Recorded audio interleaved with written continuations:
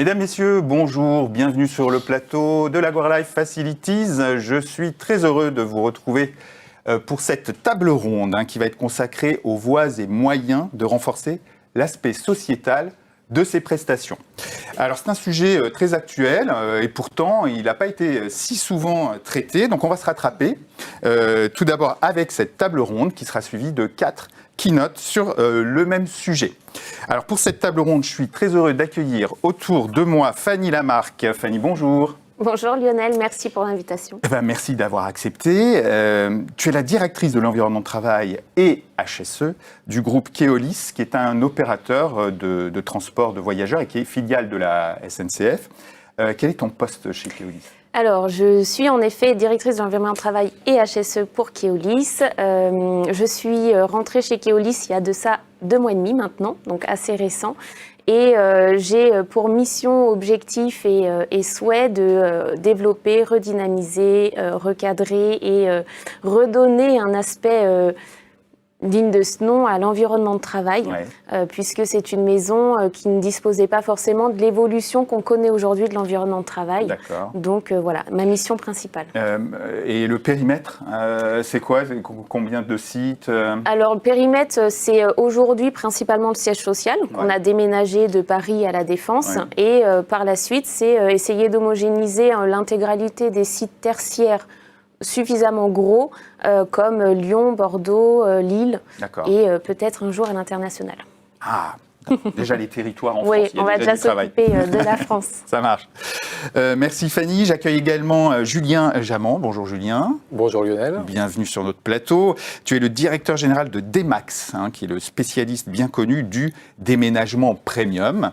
Et j'accueille également Sébastien Nolot. Bonjour Sébastien. Bonjour Lionel. Bienvenue. Merci. Tu es consultant senior au sein du groupe Chorus, qui est un spécialiste de la conception d'aménagement tertiaire.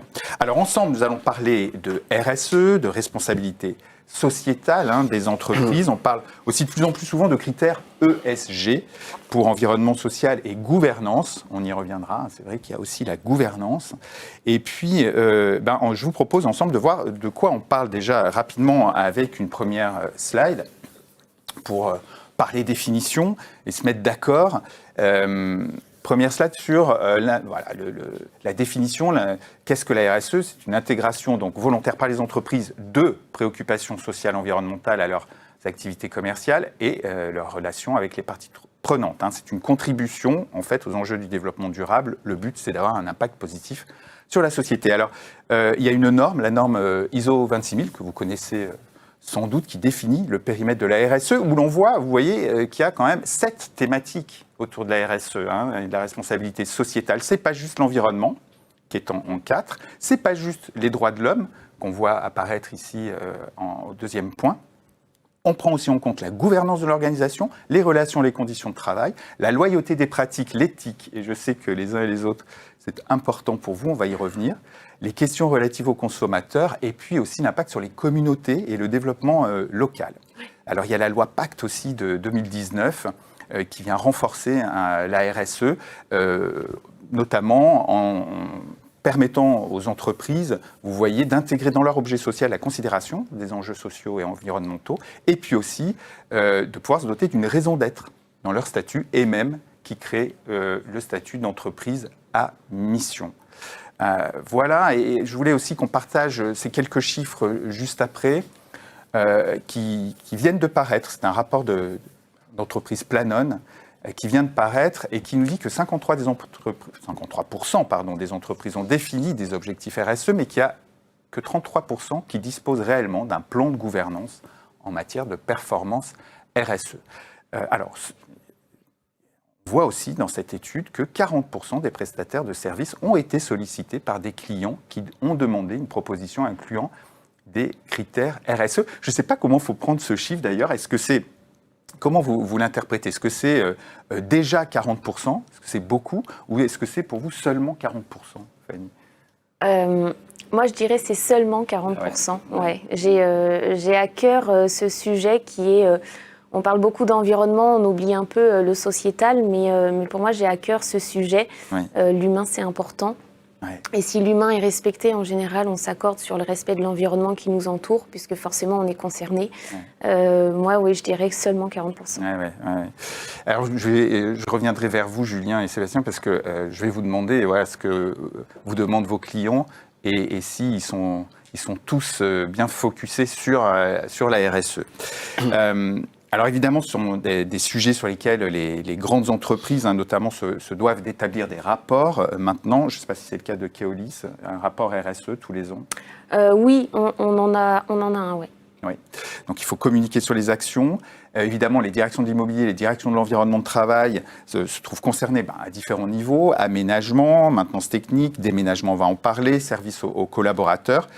Et en fait, ce qu'il y a en commun, c'est que ce sont souvent des métiers de terrain, intensifs en main-d'œuvre, et puis aux marges réduites. On va y revenir, et pas toujours bien reconnus. Donc, dans ce contexte, évidemment, ça m'intéresse de savoir, d'une part, les demandes qui vous sont adressées par vos clients, externes ou internes, et sur quoi portent ces demandes, comment vous y répondez, et d'autre part, les actions que vous mettez en œuvre vous-même, soit pour répondre à la réglementation, soit, tu as commencé à en parler, par conviction personnelle. Alors, le but, c'est de comprendre comment la RSE s'installe dans nos métiers, les impacts et comment cette dimension peut se renforcer. Donc, Fanny, pour bien comprendre ton contexte, est-ce que tu peux nous expliquer les démarches qui sont engagées chez Keolis déjà en matière de RSE? Oui, alors en termes Keolis Group, donc on est une société de transport en commun. On constate que face à l'urgence environnementale, la croissance de la population mondiale et surtout l'augmentation de la population dans les villes urbaines, nous, Keolis, on s'engage à créer, on souhaite en tout cas créer une mobilité propre qui respecte à la fois l'environnement mais aussi la santé des citoyens. On a pour objectif vraiment de diminuer cette empreinte carbone et de créer une mobilité propre. On a des réseaux de transport un peu partout en province, enfin en tout cas en France et en Europe et même à l'international. On a des axes d'amélioration qui sont la réduction de la pollution, la réduction de l'utilisation de l'eau potable et d'autres points d'amélioration comme la gestion des déchets, etc. D'accord. On a aujourd'hui beaucoup de nos sites qui sont ISO 14001. On a à peu près 120 sites en France qui sont sur du recyclage d'eau potable, de recyclage d'eau pour le lavage des véhicules. Et on a à peu près 130 sites qui sont sur de l'utilisation de l'eau de pluie. Okay. Donc voilà, on essaye de mettre en place des méthodes et des techniques qui respectent ce point de la RSE. On a ouvert une petite navette à Rennes qui est totalement électrique et dont on est fier. Et on a à peu près 67% de nos déchets dangereux et 60% de nos déchets non dangereux qui sont valorisés sur nos sites. D'accord. Donc déjà, pas mal d'actions avec pas mal d'objectifs. Du coup, comment tu les déclines au niveau de la direction de l'environnement de travail? Alors justement, le fil conducteur, c'est que nous aussi, dans l'environnement de travail, on arrive à appliquer ces règles. Aujourd'hui, on a déménagé notre siège social.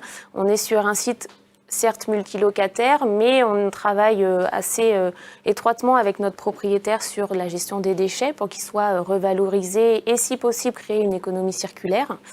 On travaille également sur la sobriété énergétique parce qu'on est tous concernés. Et donc on fait très attention. Un plan? Oui, on a un respect de l'énergie sur ce nouveau bâtiment. En fait, on a la chance d'avoir intégré un bâtiment qui a été rénové. Donc du coup, on est sur des nouvelles techniques de CVC, d'utilisation de l'eau, de l'énergie, tout simplement. Donc ça reste un avantage. Moi, j'ai pour objectif de vraiment suivre cette ligne de conduite sur l'intégralité de mes missions. Alors environnementale sur ce dont j'ai parlé, mais aussi sociétale, avec les prestataires qui nous accompagnent pour créer plus d'humains dans cet échange. La dimension sociale, justement, sociétale, éthique, je sais qu'elle est importante aussi pour toi. Comment tu la déclines Alors pour moi, le social, c'est vraiment la remise au centre de l'humain. Et je pense que les années précédentes, on a un peu oublié. que l'humain faisait partie intégrante du service rendu. Et s'il n'y a pas d'humain, il n'y a pas de service. On parle d'un esprit de service, un esprit de famille. C'est ce qui nous lie au quotidien, malgré tout. Le Covid a peut-être 1000 points d'honneur sur ce sujet. Moi, je travaille étroitement avec mes prestataires pour simplement créer du partenariat. J'ai un peu de mal à parler de prestataire. Pour moi, c'est plutôt un partenariat. On travaille main dans la main, on avance ensemble. Et s'il y a une erreur, l'erreur, elle est pour tout le monde. Donc voilà, c'est vraiment avancer ensemble, intégrer l'humain d'une façon assez simple, réintégrer les gens, leur laisser leur chance, leur apprendre et les faire évoluer dans le cadre du partenariat qui nous lie. D'accord. Côté client interne, collaborateur, est-ce qu'ils poussent aussi sur certains sujets et voilà, est-ce qu'ils sont sensibles à certains sujets? Alors, ma précédente expérience, je les ai trouvés très sollicitants. Ouais. Et du coup, j'ai adoré ça. On a créé un comité environnemental, etc. Là, chez Keolis, c'est encore plus. Et donc, je me rends compte que c'est vraiment un sujet qui est porté par tout le monde et qui, aujourd'hui, intéresse de plus en plus les clients internes d'une entreprise. Je me suis même vue échanger avec une RH qui me disait que, effectivement, la RSE faisait partie du sujet lorsqu'il y avait un recrutement. Et donc, j'ai vraiment beaucoup de sollicitations, des remontées, des envies, des propositions d'intégration comment on peut dire, petits... je ne sais pas comment on peut dire. Oui, voilà, c'est ça, des petites actions qu'on pourrait mener tous ensemble sur l'environnement. D'accord, ok. Les clients internes, ils poussent de toute façon, et on sait que particulièrement les plus jeunes. Sébastien, même question appliquée donc, à l'activité aménagement de Corus. Quelles sont les demandes de vos clients aujourd'hui en matière de RSE ? Alors effectivement, en tant qu'aménageur d'espace de travail, nos clients, là, ils vont nous demander des choses au niveau de la RSE à plusieurs échelles, mais déjà la première, c'est de réaliser un environnement de travail responsable, durable, c'est-à-dire que fini de rénover tous les 2 ans ou tous les ans en fonction des changements de direction de leurs espaces de travail. Ils veulent des espaces pérennes dans le temps, pérennes le temps long, quoi. Il faut travailler le temps long. Deuxième aspect, c'est la notion quand même plutôt environnementale, mais c'est le réemploi. Toute une question de réemploi des matériaux. Comment on peut réaménager des espaces de travail avec l'existant et pas tout, on dit curer même les espaces de travail, mais voilà, fini le curage, mais plutôt un démontage propre et un remontage pour correspondre aux besoins et aux usages des utilisateurs. Ouais. Et le troisième grosse demande, effectivement, c'est l'économie sociale et solidaire. Donc travailler avec un écosystème local et avec des personnes peut-être éloignées de l'emploi ou avec des handicaps. Voilà. Donc ça, c'est trois grandes catégories. Des demandes sur les aspects locaux, territoriaux, ça y est. Effectivement, aujourd'hui, c'est vraiment demandé et on s'en rend vite compte que finalement, effectivement, si on veut travailler le réemploi, si on veut travailler l'économie sociale et solidaire, en fait, c'est au niveau du territoire et c'est plus au niveau de grandes enseignes nationales, quoi. Et donc, ça signifie quoi pour vous? Ça signifie qu'il faut aller chercher localement à chaque fois. Exactement, ça nécessite un petit peu à chaque fois localement. Ça nécessite vraiment un maillage territorial. Il y a beaucoup de nos confrères, finalement, on a regroupé, on a centralisé une grosse direction à Paris, et puis après on fait des chantiers, on se dit c'est facile de faire des chantiers partout en France. Mais finalement, non, c'est plus ça. Il faut être implanté sur le territoire pour aller sourcer qu'est-ce qui se fait à proximité de nos chantiers. Okay. Du coup, voilà, comment vous répondez à ces demandes? Quelles actions en fait vous mettez en œuvre en interne? Et en même temps, on va voir d'ailleurs quelques images de ce que vous développez comme type d'action, par exemple du mobilier de réemploi. Alors, mobilier de réemploi, je voulais juste faire un petit focus d'abord sur l'aménagement durable. Aujourd'hui, je pense qu'il n'y a pas grand monde qui sait comment va évoluer les environnements de travail demain. Donc, faire des environnements de travail pérennes, c'est pas si facile que ça. Et beaucoup de nos clients, là, en ce moment, nous demandent de faire du test and learn. Au lieu de rénover tout de suite 10 000 m², on va plutôt faire 1000 m² par 1000 m², regarder comment les usages évoluent, comment les collaborateurs s'approprient l'espace et faire évoluer par itération l'environnement de travail. Donc ça, c'est Voilà, c'est un premier point, mais voilà, on va dire qu'on revoit la façon de concevoir et de réaliser nos espaces de travail. D'accord. C'est un moyen quoi? C'est un moyen d'éviter de gâcher peut-être. Exactement, exactement. C'est voilà, des équipements ou des mobiliers. Voilà, on va tester. Aujourd'hui, on ne sait pas. Le réemploi, c'est nouveau, donc on est obligé en permanence d'innover sur ces notions-là. Et donc, tout comme nos clients, nous aussi, on apprend avec eux. Donc, il faut y aller petit à petit. Donc, le mobilier de réemploi, j'ai l'impression que ça y est, on y va. C'est la grande tendance. J'en entends beaucoup parler. Il y a quasiment plus de projets qui se font sans demande de mobilier de réemploi? Voilà, effectivement. En tout cas, il y a beaucoup de demandes. En réalité, voilà, ça reste des choses encore anecdotiques, plutôt des projets images, on va dire. Voilà, on a fait ce mobilier-là en réemploi, ça devient, on va dire, des totems. Ouais. Mais on va dire, à l'échelle industrielle, ça reste quand même assez faible. Ah ouais. Donc ouais, on voit quelques images. Donc là, on travaille, par exemple, nous, on est de notre siège est dans la région grenobloise. Donc Skitex, c'est une entreprise qui réemploie des skis. Alors des skis des magasins de location, mais aussi des skis de la filière de fabricants de skis, par exemple Rossignol. Ouais. Donc là, ça c'est un hôtel qu'on a réalisé à Morzine. Donc on fait un paravent avec certains skis. Là, c'est un partenaire Yanomami. Alors là, c'est plutôt vraiment dans la politique RSE qui travaille. Donc Yanomami, on va dire, c'est des jardiniers des espaces de travail. Ouais. Et donc eux ont décidé que tout leur déplacement se ferait en vélo cargo. Donc ils travaillent dans la région lyonnaise et donc ils n'utilisent pas la voiture. Et donc voilà. Donc là, ils ont vraiment un engagement. C'est très local. C'est très local, exactement. Ouais. Et donc en tout cas, ils ont été sélectionnés sur ce projet par rapport à différents prestataires et c'était le seul qui était local. D'accord, d'accord. Et pour finir sur le réemploi, effectivement, et l'économie sociale et solidaire, pour moi, c'est un peu lié. Oui. Aujourd'hui, je pense qu'il y a des nouveaux métiers qui vont se créer, c'est le métier de designer de réemploi.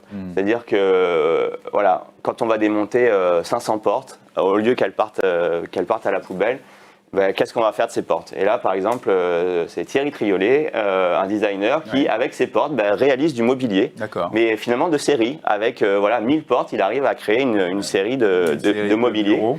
Et finalement aussi intégrer l'économie sociale et solidaire, c'est-à-dire que c'est des chantiers de réinsertion qui vont pouvoir produire ce genre de mobilier. Donc pour moi, il y a vraiment un enjeu, c'est des nouveaux métiers, le réemploi. Que ce soit de la conception, du design, mais aussi de la fabrication. Et je pense qu'il y a toute une chaîne de valeur à recréer et à favoriser. Oui. Ouais. Et qui peut donc favoriser l'économie sociale et solidaire, l'inclusion et le recours Aujourd'hui, c'est des nouveaux métiers, donc il y a tout à faire et je pense que ces métiers ont leur place. Ouais, très bien. Merci beaucoup, Sébastien. Julien, concernant la prestation de déménagement, qui est assez emblématique des particularités dont je parlais tout à l'heure, terrain, intensif en main-d'œuvre, pas forcément très reconnu, marge relativement faible. Est-ce que vos clients vous demandent aujourd'hui des engagements RSE et lesquels? Et puis comment est-ce que vous y répondez en fait? Alors, c'est pas d'aujourd'hui, ça date même d'hier. Ouais. Je dirais que sur la partie environnement pur, ça date de 10-15 ans à peu près. Ouais.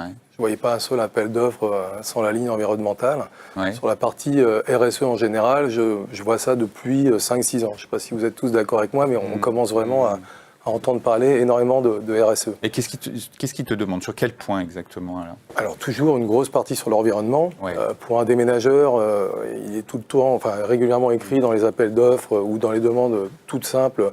Qu'est-ce que vous faites pour diminuer vos émissions de CO2? Donc là, ça concerne les camions. Ouais.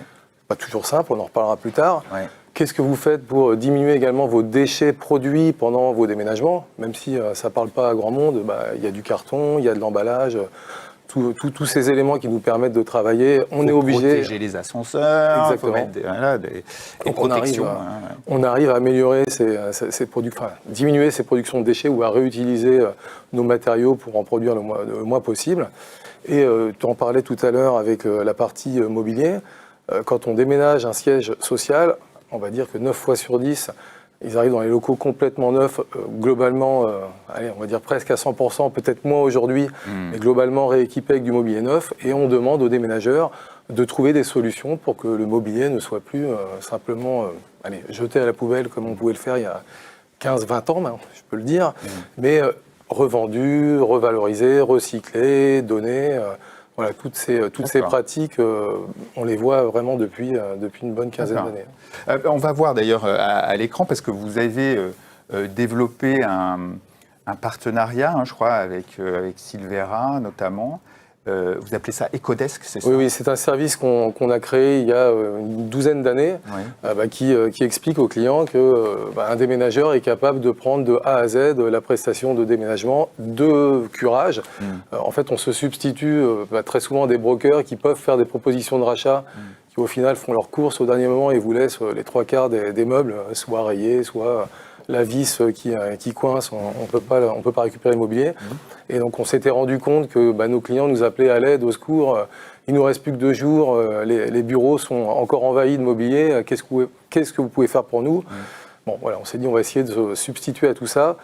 On signe comme un chèque, on prend le mobilier, on leur dit on essaie de le revendre, on vous propose une partie en revente, on fera des dons, et puis la partie recyclage, c'est Valdelia. Je ne sais pas si tout le monde connaît Valdelia, c'est financé par l'écotaxe sur mobilier. C'est l'éco-organisme de la filière mobilier de bureau. Exactement, donc Ecodesk, vous voyez Silvera comme partenaire, on aide aussi les jeunes pousses, on fait du don aux associations, par exemple les policiers qui viennent nous solliciter régulièrement, donc on s'entend très bien avec eux. D'accord. Et voilà, ça peut aller aussi dans les hôpitaux, tout un tas de... Et alors, tu le disais aussi, il y a toute la partie véhicule. Donc, en interne, je crois que pour tout ce qui est possible, les véhicules, vous avez basculé à l'électrique, mais les gros camions, vous faites comment? Alors, c'est un sujet délicat. On a, par le passé, proposé à certains de nos clients fidèles, ceux qui déménagent avec des Max, les yeux fermés, comme Vous en avez. On a essayé, mais quand on leur a proposé les prix, on faisait la moitié du chemin et on laissait l'autre moitié aux clients, 50-50, ça restait beaucoup trop élevé. Donc la politique actuelle de Demax, c'est plutôt de se dire on continue à renouveler nos camions tous les 3-4 ans pour être dans les dernières normes environnementales et respecter au maximum l'environnement. Et c'est aussi pour permettre à nos clients de ne pas douter de Demax en cas de journée de déménagement, en pleine journée très très chaude avec de la pollution, se retrouver à prier pour que les camions ne soient pas en ancienne génération et ne puissent pas rentrer dans les zones concernées par les déménagements. Oui, parce qu'en plus, vous allez avoir les zones de faible émission, etc. Mais ça va vous concerner, ça? Oui, ça concernera tout le monde. C'est obligatoire. Ah oui, d'accord, aussi, d'accord. Vous avez aussi, le fameux carton, le fameux carton qui consomme aussi beaucoup. Vous êtes entré dans un circuit d'économie circulaire? Alors, le carton, je ne sais pas si tout le monde le sait autour de nous, on l'a remplacé par la D-Box. C'est un carton recyclé et recyclable fait à partir de, on n'a pas de bouteilles en plastique, mais du plastique utilisé pour les bouteilles, sans scotch. Donc, quand on les livre chez les clients, ils ne sont plus à se demander s'il y aura assez de rouleaux de scotch pour terminer le dernier carton. Et donc ces fameux cartons sont utilisés à la place du carton, et vous avez également la possibilité d'utiliser les protections dans les ascenseurs avec le même matériau de ces cartons. En fait, on les recycle même nous-mêmes, plutôt que les envoyer tout de suite recréer des nouvelles D-Box. On les positionne dans les ascenseurs, sur le sol, et on améliore le quotidien comme ceci. Oui, je sais que vous avez pas mal de projets aussi sur ces sujets-là, mais vous avez aussi des actions internes, et notamment sociales ou sociétales, par exemple en termes d'insertion, je crois, du côté de Toulouse. Pourquoi vous menez ces actions? D'abord, c'est quoi ces actions, et puis pourquoi vous menez ces actions? Alors déjà, notre métier est en quelque sorte de l'insertion. C'est-à-dire que je connais très peu de mes déménageurs qui se voyaient déménageurs à la naissance, comme on peut être pompier ou docteur.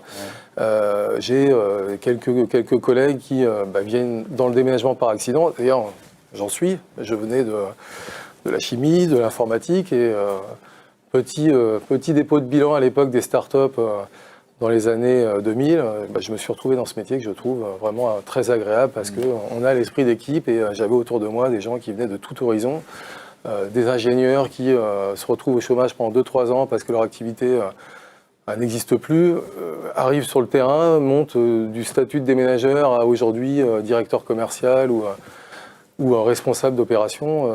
Donc oui, c'est un métier qui... C'est une voie d'insertion finalement. Exactement, par lui-même. Donc on a également l'insertion à Toulouse dont vous parlez, qui fonctionne très bien. Donc on en parlait, un ascenseur social, c'est aussi l'égalité des chances. Et au niveau diversité, même si c'est compliqué, on essaie par exemple de recruter des femmes déménageurs. Ah voilà, ça allait être une de mes questions. Alors on y arrive. C'est possible. Oui, on y arrive, mais on va dire que c'est en moyenne 1 à 2 déménageuses en moyenne par an qui travaillent dans les équipes. Ça n'attire pas malheureusement les femmes, mais on a des retours clients pas très agréables. D'accord. Elles sont plus méticuleuses. Oui, c'est connu. Ok, merci Julien. J'aimerais qu'on aborde maintenant plusieurs questions sur ce sujet de la RSE dans nos métiers et avoir vos points de vue. Alors tout d'abord, j'aimerais qu'on parle du poids justement des critères RSE dans les appels d'offres. J'entends beaucoup, évidemment, que ce poids se renforce, on communique dessus. Est-ce que c'est vrai ? Est-ce que vous le constatez ? J'entends aussi souvent que même s'il y a beaucoup de critères RSE dans les appels d'offres, on n'a pas toujours le sentiment que c'est ça qui fait la différence à la fin, mais que c'est plutôt les dizaines de centimes d'euros qu'on négocie. Évidemment à la baisse. Alors, est-ce que c'est une réalité ? Fanny, à ton niveau, est-ce que tu as constaté que malgré tout, les critères RSE prenaient plus de place dans les appels d'offres ? Qu'est-ce qu'ils représentent en termes de poids ? Et est-ce que réellement, ça peut faire la différence à la fin ? Je répondrai oui, je le constate de plus en plus parce que maintenant ça fait une petite dizaine d'années que je fais le métier et des appels d'offres, on m'en a fait rédiger. Et l'article environnemental, la RSE, c'est de plus en plus inscrit dans les appels d'offres. Je ne suis pas sûre que tout le monde ait la bonne définition ni la bonne interprétation. Elle est assez relative par rapport à la politique de l'entreprise et simplement par aussi le ressenti de la personne qui va l'appliquer. Je pense que certains prestataires ont dû nous dire qu'est-ce qu'ils veulent faire, où est-ce qu'ils veulent aller, je ne sais pas, comment on peut y répondre. Je pense que si le donneur d'ordre n'a pas forcément les idées claires sur le sujet, c'est compliqué pour le prestataire d'y répondre correctement et dans la bonne entente. Je pense que malheureusement, ce n'est pas un critère qui est suffisamment regardé et analysé pour le choix du prestataire. Le nerf de la guerre reste le coût. Et au vu de la situation sanitaire et économique qu'on vit aujourd'hui, même si on a un petit œil sur la RSE, le coût reste malheureusement, pour moi, trop visible. Oui, c'est vrai qu'en plus, là, il va y avoir une pression de nouveau sur les coûts. Donc le risque, est-ce que c'est un risque ça que finalement ces critères RSE dans les appels d'offres, ils sont là, ils sont présents. Souvent, j'entends les prestataires qui disent on passe beaucoup de temps à y répondre et au final, on a l'impression que ça compte pas tant que ça. Qu'est-ce que tu en penses, Sébastien ? C'est vrai que je suis d'accord avec Fanny. Aujourd'hui, on a des acheteurs face à nous, des responsables projet et des acheteurs. Et finalement, oui, ils ont souvent le dernier mot. Ils vont analyser des missions et des grilles financières, quoi. Et moi, j'aime bien rappeler une définition de Alan Fustek de Goodwill. On va passer si on veut vraiment juger des critères RSE, on va passer d'une RSE qui se raconte à une RSE qui se compte. Parce qu'aujourd'hui, comment on évalue des critères RSE, c'est du blabla, enfin on va dire, on raconte ce que l'on fait, quoi. Mais comment finalement on va pouvoir l'objectiver et donc ça valoriser, le quantifier, tu veux dire ? Exactement, le quantifier, l'objectiver, avoir une notion de performance. Et il faut finalement évaluer cette valeur immatérielle. Vous savez que moi je suis assez fan de la valeur d'usage et comment on arrive à financiariser le confort des collaborateurs. Finalement, comment on va aussi à financiariser l'aspect sociétal et l'aspect environnemental de nos actions. Et par exemple, on pourrait avoir, on propose un nouvel environnement de travail, il coûte tant en production, mais il va coûter tant en dette environnementale. Et comme ça, on aura la même unité commune qui est l'euro. Ok, on fait un bâtiment classique qui va coûter tant en dette environnementale, on fait un bâtiment avec du réemploi, etc. Il va peut-être coûter un tout petit peu plus cher ou même le même prix, mais la dette environnementale sera bien différente. Ou peut-être même en action d'ingénierie, en fait, parce que comme je vous le disais, ça prend beaucoup plus de temps finalement d'aller explorer ces solutions, c'est l'innovation. Et donc, ça coûtera un peu plus cher à la fin, mais la dette environnementale sera moins forte. Et donc comme ça, on pourra avoir une lecture, en tout cas, commune sur les 3 cibles qui sont économie, sociale et environnementale. Ouais. Oui, je retiens cette dette environnementale, essayer de la quantifier et de l'évaluer. Exactement. Il faudrait une méthodo. Julien, voilà, ces critères RSE dans les appels d'offres, ils sont présents aujourd'hui ? Oui. Je suis du même avis que mes collaborateurs. On est, on va dire, juste départagés. Quand les concurrents ont à peu près les mêmes prix, les mêmes voilà. Qualités techniques, on peut entendre la différence. Oui, je vous ai choisi des Max parce que vous en faites un peu plus pour l'environnement. D'accord. C'est là-dessus que ça se gagne, mais c'est assez rare dans l'ensemble. Le critère numéro 1, c'est le prix. Le numéro 2, c'est la technique, la compréhension du projet. Et effectivement, le RSE arrivant en 3e et dernière position, il ne peut que départager si les 2 premiers critères sont à égalité. Oui. Et alors, il y a quand même des classements, des sortes de classifications type ou évaluations type Ecodis, Bicorp, Ecovadis, Bicorp, etc. Est-ce que ça compte, voilà, ou pas? Je suis pas la première fan de ça parce que je trouve ça trop lourd, trop complexe et malgré tout trop orienté coût. On retrouve malgré tout sur ces classements toujours une évaluation financière. Bon, voilà, je m'y retrouve pas encore. J'ai pas encore trouvé le classement qui peut me correspondre et c'est pas ce sur quoi je m'appuie en tout cas. Pour aujourd'hui, pour faire l'analyse de ce sujet qui est beaucoup trop complexe pour simplement être résumé sur un tableau Excel dans lequel on remplit des cases et on ne sait pas trop pourquoi. Ouais. Sébastien ? Pareil, les certifications, on va dire que c'est un seuil réglementaire. Voilà, nous, dans tous nos appels d'offres, effectivement, on nous demande des évaluations, des certifications. Après, il faut voir une chose, c'est qu'on va certifier une entreprise, mais on ne va pas certifier ou on ne va pas évaluer finalement comment l'entreprise va agir chez ses clients, va opérer. Exactement. Voilà. Donc nous, on travaille sur 500 chantiers par an. Alors effectivement, on va donner alors c'est des grilles d'évaluation et on doit les argumenter. Donc on va donner quelques papiers, mais ça peut dépendre que d'une opération et finalement tous les autres on les fait classiquement, quoi. Donc pour moi, voilà, il faut rentrer un peu plus dans le sujet et on voit maintenant certains acheteurs, alors ils demandent la grille, mais demandent aussi quelles actions concrètes vous allez mettre en place chez nous, voilà, en parallèle de cette grille. Compris. Julien, vous êtes certifié, vous, Ecovadis, Bicorp, etc. Oui, Ecovadis. Pour le coup, effectivement, j'essaie de me mettre à la place d'un acheteur, même si pas trop cette place. Pour moi, je pense que ça peut être utile pour un gain de temps. Quand ils courent 50 000 lièvres à la fois, ils vont gagner du temps. Par contre, je suis de ton avis, Sébastien, c'est pas la même chose qu'être normé ISO. Quand je vois tous les contrôles qu'on vient faire chez nous pour obtenir la norme, Ecovadis, effectivement, on remplit un questionnaire qui peut vraiment faire mal à la tête, ça dure très très longtemps. Et puis, obtenir une note qui nous paraît injuste quand on voit certains de nos confrères qu'on connaît très très bien, qui sont un petit peu au-dessus, donc ils font un meilleur déclaratif. Et après, concrètement, quand on voit nos camions à nous, dernière génération, et qu'on voit les leurs qui... je ne dirais pas qu'ils sont toujours en panne, mais qui ressemblent à des camions à légumes. Oui, parfois, ça met un peu les... je ne le dirais pas. Voilà ce que j'en pense. On a compris. OK. Si on parle d'économie circulaire, et tu parlais de dette environnementale, est-ce que vous faites justement des bilans carbone de vos projets, par projet ou par prestation ? Est-ce que ça pourrait se faire ? Est-ce que ça se fait ou est-ce que ça pourrait se faire ? Alors, je pense qu'on n'est pas nombreux à le faire pour l'instant. Ça se fait, ça devrait se faire, oui. Parce que comme tu le disais, c'est l'empreinte environnementale et c'est notre dette. Chez mon prédécesseur, j'avais créé une économie circulaire dans la gestion des déchets. Et pour le coup, ça avait un vrai impact. Chez Keolis, pour l'instant, c'est encore tout récent, mais je pense que je me pencherai sur le sujet. Vous faites ça, Sébastien Alors, c'est de manière expérimentale en R&D, c'est pas demandé par nos clients aujourd'hui. Effectivement, comme je vous expliquais, moi, en tout cas, c'est un projet de vraiment mesurer cette dette environnementale. On va passer par des bilans carbone.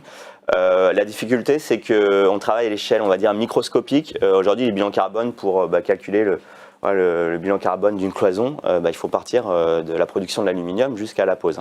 Et donc, on met en œuvre énormément de matériaux. Donc, c'est pas si facile que ça de mesurer aujourd'hui le bilan carbone d'un environnement de travail. On sait le faire à l'échelle macro, on va dire, d'un bâtiment, le gros œuvre, les menuiseries, les toitures, l'isolation. Mais à l'échelle de vraiment la moquette, la cloison, les luminaires, ça reste encore un peu plus dur.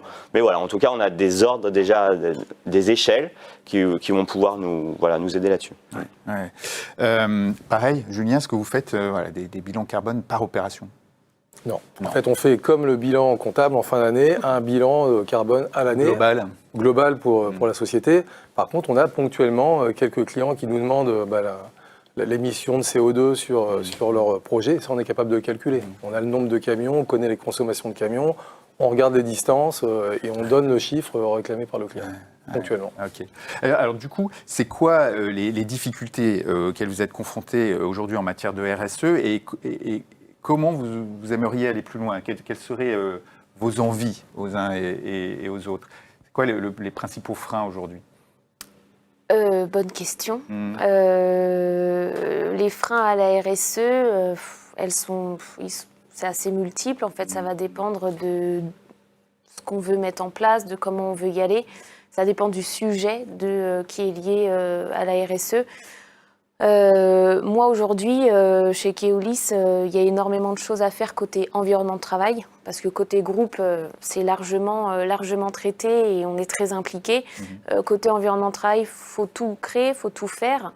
Ce n'est pas des sujets qui étaient précédemment traités. Donc, moi, voilà. Ton envie, c'est quoi ? C'est d'aller plus vers l'économie circulaire, c'est d'aller plus vers l'inclusion, des aspects sociétaux aussi. Alors moi, je vais être plus sur la création d'une économie circulaire, que ce soit dans la gestion des déchets, mais pas que, parce que l'économie circulaire, ce n'est pas que la gestion des déchets. Certes, le final de la chose reste malgré tout la gestion d'un déchet que l'on pourrait produire. Et mon objectif principal, c'est l'humain. Pour moi, j'y tiens beaucoup. C'est un sujet, je pense, qui n'est pas suffisamment traité, mais pour moi, c'est plutôt le côté sociétal. Parce que l'environnement, finalement, sur un site qui est très récent, j'ai envie de dire, c'est un peu facile.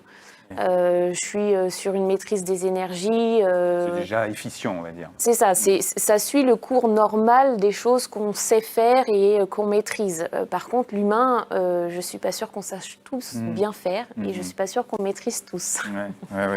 Le but du jeu, Sébastien, c'est d'arriver à quoi ? Au zéro déchet en économie circulaire. Ça veut dire quoi ? Ça veut dire qu'il faut des filières très organisées, ça veut dire qu'il faut pouvoir faire tous ces bilans carbone. Il y a quelques freins à dépasser quand même. Effectivement, aujourd'hui, je pense que c'est vraiment la notion de filière.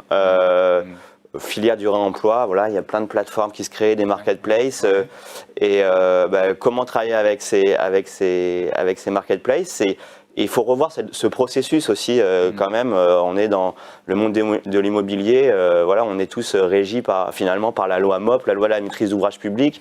Même dans le privé, finalement, on a été façonné par ces grandes étapes. Et je pense qu'il y a déjà aussi à tordre un peu tout ce processus auquel on est tous confrontés, APS, APD, DCE, pour pouvoir améliorer les choses. En fait, le processus n'est pas le même et donc ça prend plus de temps, plus d'énergie, donc effectivement ça coûte un peu plus cher. Et par ailleurs, oui, retravailler, comme je disais tout à l'heure, au niveau du territoire, l'emploi social et solidaire. En région parisienne, il y a beaucoup de structures. Dès qu'on s'éloigne un peu en province, c'est tout de suite plus difficile. Vous avez du mal à identifier ? On a des facilitateurs pourtant, mais pareil, nous on est un peu des nomades. On va chez nos clients, on va travailler chez nos clients. Faire venir des équipes chez nos clients, c'est pas toujours facile en fait. Ça demande plus d'encadrement et donc voilà, il y a tout ça, c'est un peu dur à mettre en œuvre. Et pour moi, comme je le disais au début de notre entretien, je pense qu'il y a vraiment quelque chose à faire sur le réemploi et recréer cette filière et travailler avec cette économie circulaire et sociale et solidaire. On va dire pour moi, c'est un peu les deux, dans des ateliers de réinsertion, etc. Voilà. Julien, aujourd'hui, c'est quoi les difficultés auxquelles vous êtes confrontés pour aller plus loin ou plus vite? Et qu'est-ce que vous aimeriez faire? En fait, le frein, c'est le prix. C'est-à-dire que techniquement, si je pouvais remplacer tous mes camions par des camions électriques, mais j'irais les yeux fermés.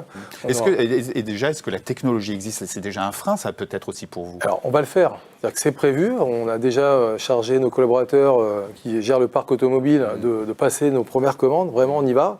Sauf que les délais sont catastrophiques. Ah oui. Avec les défauts de composants Oui, d'accord. depuis la crise Covid, vous obtenez des délais 2 ans, 3 ans, on peut arriver à des délais comme ça. Et aujourd'hui, les véhicules d'occasion, les camions d'occasion, et même les véhicules, les VP, sont parfois plus chers que le neuf à cause de ces fameux délais qu'on ne pouvait pas attendre. Vous passez par l'occasion. Donc ça, c'est un frein. Ouais. Après, sur le social, mettre trop d'insertion des gens qui viennent se former chez le client, vous pouvez perdre en qualité, en productivité, ça peut jouer aussi sur le prix. Voilà les principaux freins. Sur la partie mobilier, nous, c'est plutôt un avantage. Quand on dit à notre client, on vous fait un chèque de temps pour racheter votre mobilier et en plus, on en donne à droite, à gauche, là-dessus, c'est plutôt un avantage. Oui. Mais on a aujourd'hui plus de freins. Ok. Allez, il nous reste 3 minutes pour échanger des bonnes idées. Est-ce que, si vous deviez partager une idée ou une initiative récente ou un peu plus ancienne qui vous a marqué en matière de RSE, ce serait laquelle, Fanny? Une idée, alors moi je suis très fière de ma précédente expérience où j'ai intégré l'économie circulaire dans la gestion des déchets. Où on a été les précurseurs sur cette intégration-là. C'était la gestion en fait des essuie-mains. On a beau en consommer et en consommer et en consommer, qu'est-ce qu'on en fait? On les met dans les dips, ça représente un volume important, on a plusieurs bacs de dips, ça nous coûte hyper cher. Bon, il n'y avait rien qui allait et on a réussi à trouver une possibilité de créer une économie circulaire sur ce sujet-là. Et on a réussi à faire des économies monstres sur le sujet, tout en ayant un impact environnemental, puisque on redonne et on revalorise d'une manière infinie ce type de déchets. Donc ça, c'est un peu ma fierté. Les bonnes pratiques, les bonnes idées, je suis preneuse parce que moi aujourd'hui j'en ai besoin pour le développer chez Keolis et donc je suis preneuse de toutes bonnes idées. J'ai des projets de rénovation de sites, on en a discuté tout à l'heure. On n'est plus sur de la rénovation avec du neuf, on est plutôt sur de la réhabilitation avec ce qui existe et comment transformer ce qui existe pour que ce soit canon. Un maximum de réemploi, quoi. Exactement, donc ce serait plutôt... je suis à la recherche de bonnes idées. D'accord. Parfait. Même question, Sébastien. Donc une expérience RSE intéressante. Ouais. Je prendrais la métropole de Grenoble. On les a accompagnés sur le choix de leur mobilier et la concertation et le digital, et notamment sur la sobriété digitale. Aujourd'hui, on le voit pas beaucoup et on n'en a pas parlé aujourd'hui. Sur les nouveaux sièges. C'est le smart building, c'est le digital workplace. On met des écrans, mais finalement aussi ça consomme. Et quel est cet impact? À quoi ça va servir? Il y a plein de choses et donc ça, la métropole de Grenoble a eu en tout cas à explorer cette piste et que je trouve intéressante et qu'il va falloir aussi mettre en œuvre dans nos projets d'aménagement. Ça ne veut pas dire dès qu'on refait un siège, il faut mettre des écrans à tous les étages, des écrans de partout, être super connecté. Il faut, si on replace aussi l'humain là-dedans, comment l'humain interagit avec tout ce digital, c'est important d'en prendre conscience. Sobriété numérique. Exactement. Voilà. C'est pas bête. Julien, pareil, une idée à partager? Une ou deux. Moi, la première, quand on voit qu'on n'arrive plus à revaloriser, à revendre les bureaux qui sont aujourd'hui trop grands. Quand vous récupérez chez un client un bureau qui fait 180 de long, vous savez tous qu'aujourd'hui, on les équipe plutôt en 120, 140. Finalement, il finit presque trop souvent à la poubelle, parce que toutes les associations commencent à devenir aussi difficiles. Et puis ceux qui nous les rachètent veulent aussi ces tailles 140 grand maximum.